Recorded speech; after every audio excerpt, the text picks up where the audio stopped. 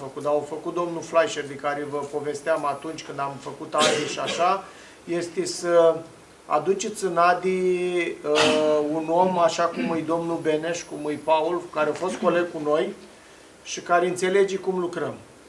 Am văzut asociații, sunt asociații în țară care au directori care au venit, e psiholog sau eu știu ce, n-am nimic cu psihologii sau cu farmaciștii.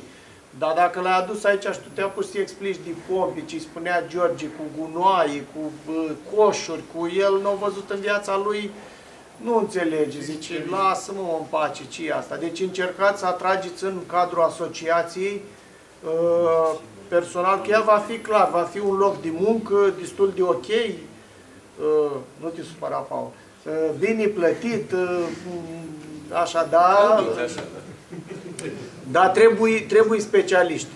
Da. Noi în Moldova, cu este, și cu oameni greu din sat. În sat e un contabil, un șef plus lesă. În sat, care șopează.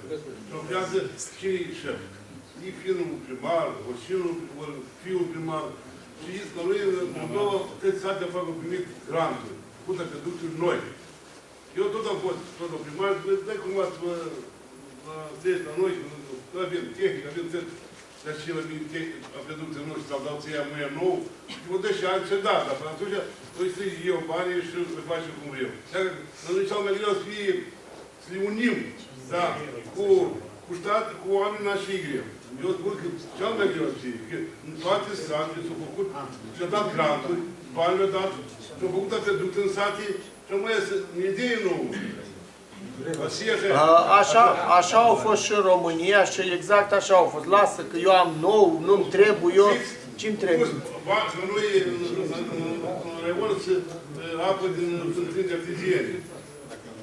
În Revolt. Celălalt din artizieni au ridicat bașă nouă, i-au spus eu că... Apa e bună? Bună. E bună apa și vă știu făcut... Dar lungul plutului nu prea e bună. E bună apa, e tare bună și chități, așa spune. Da, dar o să vedeți că o să... În România, noi, atunci Mihai, suntem 42 de operatori regional, dar mai sunt încă câțiva care sunt societăți comerciale operatori care au licențe, dar sunt aproape 700, că acum am fost la Suceava vineri, sâmbătă și vineri.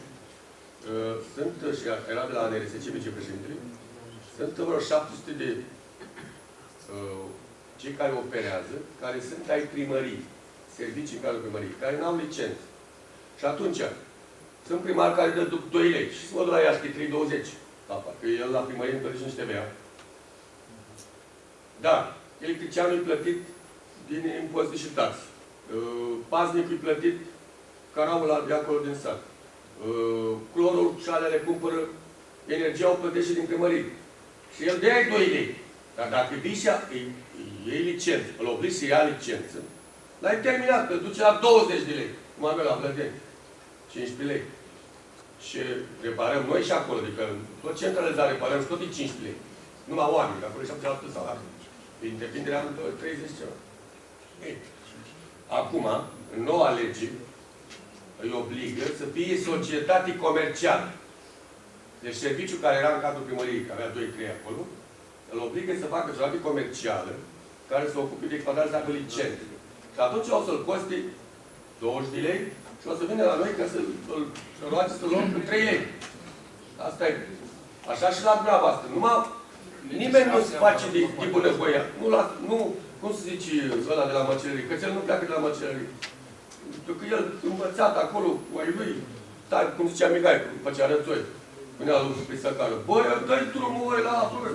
Dar are datorii de 2 ani. O, mă interesează asta, mă bătează. Deci, regionalizarea încearcă să evite treaba asta.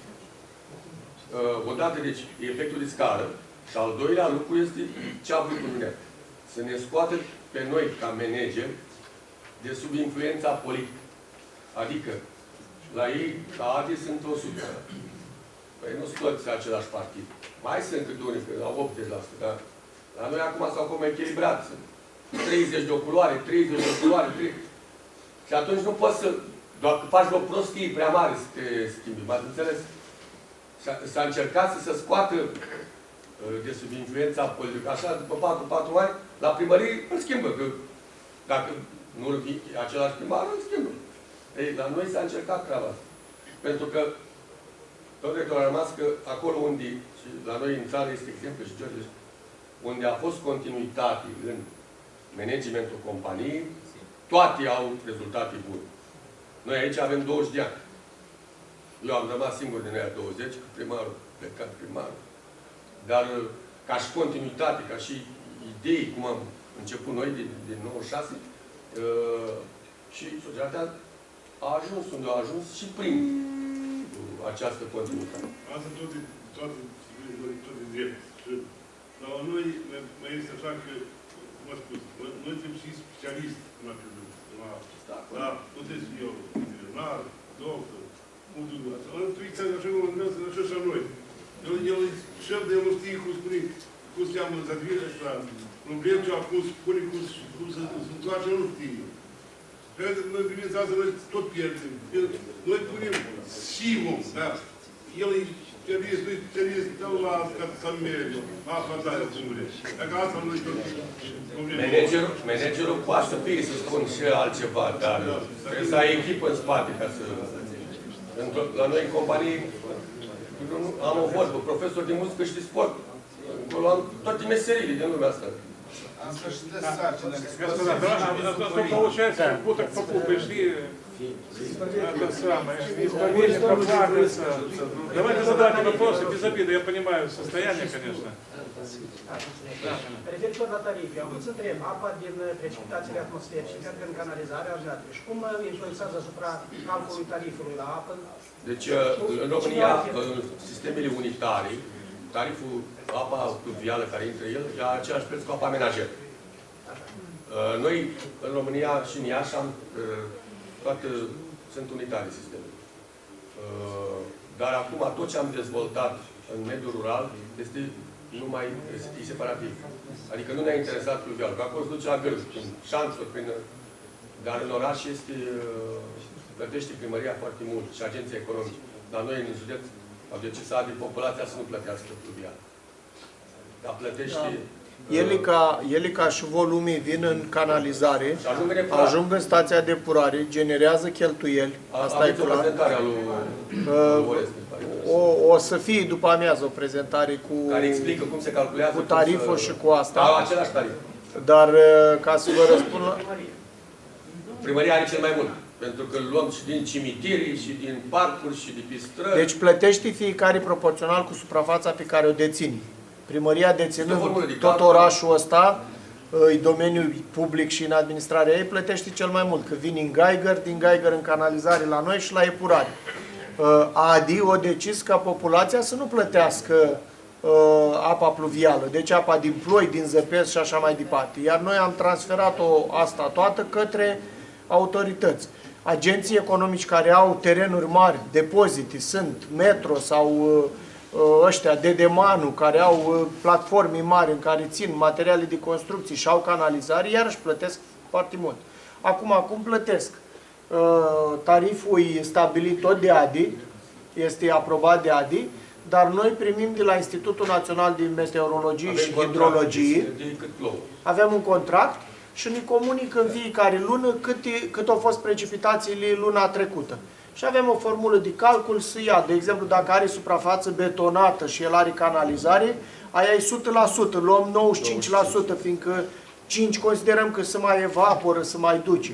Dar 95% din cantitatea care ne-o dă INMH-ul, înmulțită... Este un stas care de acolo... Da, se înmulțește suprafața lui, da, de exemplu, are 3000 de metri pătrați de platformă, ori 0,95 din cantitatea din litri care ne-a dat INMH-ul coplouat cu tariful și aia apare pe factură. Sunt mulți nemulțumiți pe problema asta. Foarte mulți, da. Sigur că noi putem să socotim comparativ ca Moldova, asta o imperie apei aici la Iași. Ребят, потише немножко, послушайте своих коллег. În așa volum mare, cum duceți evidența de la captare și până la realizare? Evidența apei. Păi e destul de simplu. N-am avut nici noi, dar acum avem, o să rog pe Andy să mă ajute că am o prezentare, cred că. Pur și simplu am instalat debitmetri pe tot fluxul apei, de la captare, debitmetru la captare, debitmetru la intrare în stația de tratare, debitmetri la plecare din stația de tratare, debitmetri la clienți, toți clienții noștri sunt contorizați 100%, nu există, o să vorbească Romică după amiază. Domnul Victor, eu am aici, pot să vă spun acum cât am apă în toate rezervoarele din jurul zonei metropolitane și sunt vreo câteva 10. Eu tot știu la Florești Stalin. Da, păi dumneavoastră ați făcut după noi, ați luat. Deci, cu alte cuvinte, am investit. Este un sistem SCADA foarte complicat la dispatcher. Astăzi avem în lucru un proiect în care avem încă 35 de debitmetri în tot orașul. Deci, din punct de vedere... Bine, și măsurătorile astea, știți bine, că au oarecare eroare, dar cu oarecare precizie poți să spui cu exactitate câtă apă am cumpărat și câtă apă am vândut. Deci noi avem un compartiment în cadrul exploatării zonei metropolitane, detecții pierderi, care ține evidența noaptii în general, la debitmetri solide de noapte, sau dacă un consum pe zi depășește o medie a consumului, ceva în zona nu e în regulă. Pleacă la detecții și întâi încep în cămine de canalizare, vadă undeva, dacă vine cu lucru. Dacă nu, începe cu partea de detecții de astea invizibile, care e mai complicat. De obicei, la noi lucrăm cu presiuni mari peste 3 atmosfere, iese afară, când e o avarie mai mare. Când e lângă un canal, o preia canalul și atunci e mai ușor, mai greu de pisezi, trebuie să o cauți. Antenele vedeți pe monitor? Da. Deci sistemul SCADA îți permite acum să vezi când îți sari. Ei se uite dimineața să văd, băi, ia ce am avut peste noapte. Și presiuni și debite.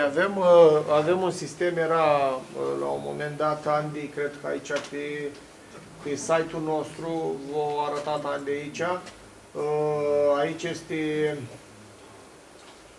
ăsta e site-ul nostru și avem rezultate aici. E un proiect pe care l-am finanțat cu... Aici. E un proiect pe care l-am finanțat cu Guvernul Olandei, l-a finanțat. Asta e harta municipiului Iași. Vedeți, sunt mai multe sectoare, dai click pe un sector aici. Și poți să vezi calitatea apei. Asta e o analiză de acum 2 minute, e o bază de date enormă. De obicei, noi am setat cam la 2-3 minute să ia parametri și să-i trimită. Sunt 4 parametri: clor, turbiditate, conductivitate și pH. Am mai pus mai mulți acum, că măsoară... Presiune și asta avem, da. Și poate să vadă oricine, să intre pe site-ul nostru și să vadă. M-a întrebat și domnul e un proiect pe care l-am făcut acum mulți ani în urmă, finanțat de Guvernul Olandei, vreo 2 milioane de euro. Și am instalat senzori, sunt niște cabinete așa, nu foarte mari, legate la apă, la canal, pur și simplu prelevează. Da, la Chirița mâine, dacă mergem, o să vi-l arătăm, vi-l arată Andy, că Andy a fost manager de proiectul ăsta, de exemplu. La multe, da, la ăsta. Și prelevează de acolo o probă de apă și face măsurători și le dă înapoi în rețea. Avem aici o bază de date enormă cu calitatea apei în municipiu, de exemplu. Dar, în general, fac probe în celelalte orașe, în județ, localități, iau probe permanent de calitatea apei. Avem 3 palieri de control a calității. Avem prima în stațiile de tratare, unde este și laboratorul tehnologic, care decide cât clorul feric, la Chirița, pui, toate astea. Deși acolo o să vedeți mâine automatizat totul, dar să iau și probe, iau senzorii, dar avem obligația să ia și laboranta și de. Deci ăla e primul palier. Al doilea, avem aici la Șorogan laboratorul central de calitate a apei potabile, care ia dintr-un județ. Avem niște stasul, ne obligă la câtă apă vinzi, la ce perioadă de timp să faci probe. Și ne mai obligă legea să avem auditul calității apei prin Direcția de Sănătate Publică, așa a zis postul Sanipid la noi. Pe ăștia acum, pentru că statul nu are bani, ne obligă să-i plătim. Dacă nu-i plătim, ei nu mai iau. Dar eu, ca manager, ca să am siguranța, că colegii mei își fac treaba, prefer să plătesc pe ăștia de la sănătate să-mi iei, ca să am siguranța că la noi, dacă a apărut o boală hidrică, e penală. Și atunci sunt obligat, sau nu sunt obligat, mă simt responsabil ca să nu, să dorm liniștit, să am contract și cu ăștia și vin, aleator ăștia vin, și iau din mai multe puncte, în orice moment al zilei, și dacă cumva nu e o analiză bună, imediat îmi face scris, luați măsuri, 24 de ori, dacă nu... Может, пожалеем, а то им на комиссию еще, ребят. Вы все на комиссию ходили? Să avem vedere o dată în lună sau... La țară, în genere, o dată în lună, unde se vinde o 3 mm cubi, dar la oraș, unde vând 90.000 de zi, avem în mai multe puncte, în aceeași zi, au un program al lor, nu pot să vă... Poate colegul de la calitate, dar din pagare. Păi nu vă spun eu, în stațiile de tratare, de exemplu, ia la fiecare... 4 ori. Da, în mod normal ridică probii, vede la 2 ore. Dacă ceva este o problemă, poate reduce la o jumătate de oră, în mod normal face la 4 ore probii. Cel puțin 2 pe zi face fiecare laborator de stații. Iar din oraș, la fel, au un program. Dacă am ajuns la asta, mă interesează. Dar la stațiile de epurare faceți? Da. Și la stațiile de epurare, Ministerul Mediului vine și vă face? Exact, și gardul. Noaptea la 2 vin și iau probe. Acolo, pentru că în România este o anomalie. Ăștia și centrează, dau și cu capul. Ei fac reglementările, după aceea fac mini contract comerciale. Îmi ridică parametrii ca să-mi iei bani. Și nu e în regulă cu ei. Eu fac investiții, o să vedeți la epurare ce e acolo. Sute de milioane de lei, dar sute de milioane de euro. Și el vrea să plătesc ca acum 20 de ani, să-i dau factura. Că eu am redus parametrii. De ce să-ți plătesc? Avem o problemă cu ei. Nu cu mediul, cu apele române. Am văzut cineva de apele O să mergem mâine în stația de epurare de Leaș, o să vedeți. Cu mediul colaborăm mult mai bine și cu garda de mediu. Noi avem și gard. Mediul reglementează, agenția de mediu, și garda de mediu care au și pistol, ăștia sunt ăia care controlează reglementările la cei de la mediu, că le respectă agentul economic. Noi fiind potențial poluator, unul din cei mai mari de județ, sigur că suntem supravegheați continuu. Pentru că, și cred că și dumneavoastră o să pățiți la fel ca noi, noi am negociat destul de prost capitolul 22 mediu. Considerat că toată România este zonă senzitivă, adică să nu avem fosfor și azot la epurare, că se duce tot în delta și că crește... Eutrofizează, adică favorizează creșterea florii. Parcă apa de la Iași până la Galați nu se mai autoepurează, da? Am negociat așa și de acum costuri foarte mari. Hai că asta de investiții e simplu, că ne dau ei bani, 80%. Dar costurile de exploatare, la clorură ferică și polielectrolit, te omoară ca să reduci fosforul și azotul și toate se regăsesc în tarif. Ei pot să-și permită tarife mari, iar noi România avem de 4 ori salarii mai mici ca acolo, sau nu cred că și mai mici. Și atunci e discutabil. Am negociat prost.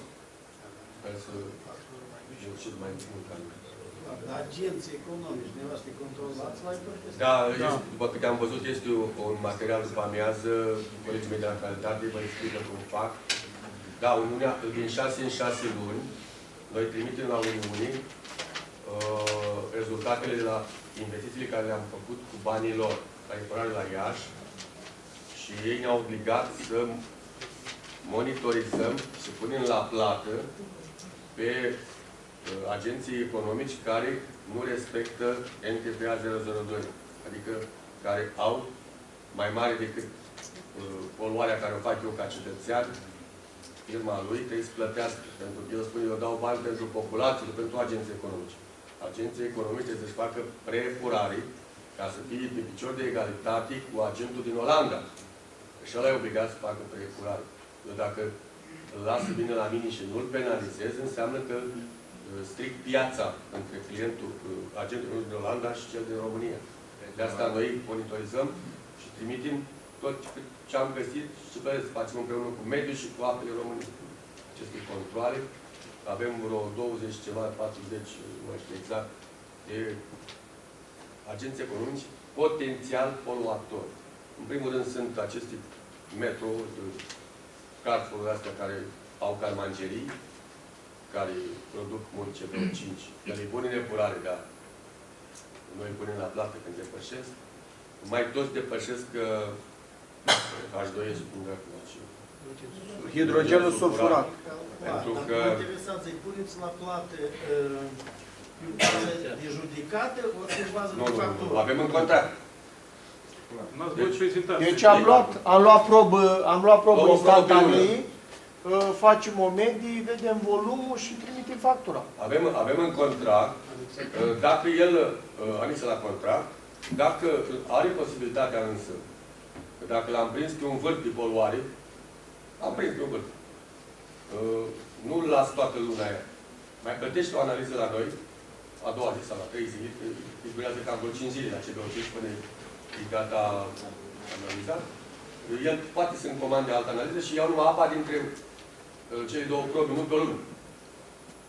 Cam așa funcționăm cu agenții, dar detalii mai multe vă spun colegul meu, adică, ca să nu vă spun mai mult. Господа, у нас будут все ваши вопросы, презентация еще. Давайте мы заставляем, не получаем ответы полностью, как мы бы хотели. Будут специалисты выступать. Специалисты освободятся, презентуешь, есть вопросы. Да.